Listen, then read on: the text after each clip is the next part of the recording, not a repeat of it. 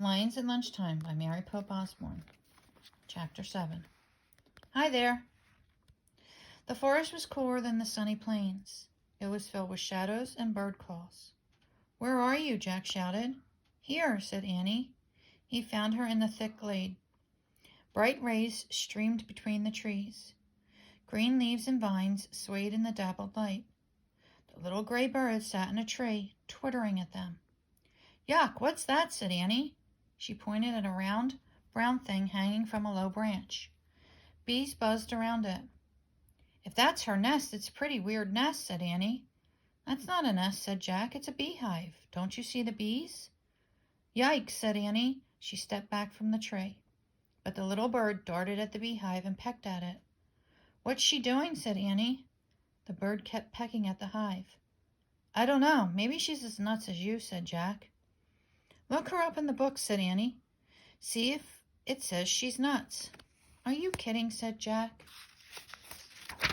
That nutty bird isn't going to be in this book. Just look. Jack opened his Africa book. He kept turning the pages, and just as he thought, there was no gray bird in the book. Forget it, he said. Keep looking, said Annie. Jack turned one more page, and there it was, a little gray bird, a beehive, and a tall, painted warrior with a spear. I don't believe this, said Jack. Then he read aloud. This bird is called a honey guide. It's both a friend and a helper to Maasai people, an African tribe known for their fierce fighting skills and bravery. Hi, honey guide, Annie called to the bird. I knew you were important. Jack kept reading. The honey guide leads a Maasai tribesperson to a beehive. The bird waits for him or her to scatter the bees and takes the honey. Then the bird feasts on the honeycomb. That's cool, said Jack. They work together like zebras and wildebeests and gazelles. Yeah, said Annie, and she wants us to be our helpers. We have to scatter the bees and leave the honeycomb. How do we do that? Said Jack. He looked back at the book. It didn't say how. Maybe we could wave those weeds at them, said Annie. She pointed to some bright green plants that looked like giant fans.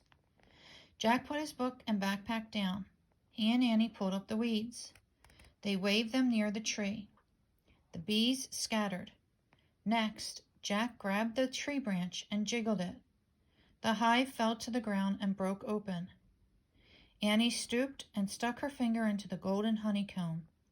Yummy, she said when she tasted the honey. Try it.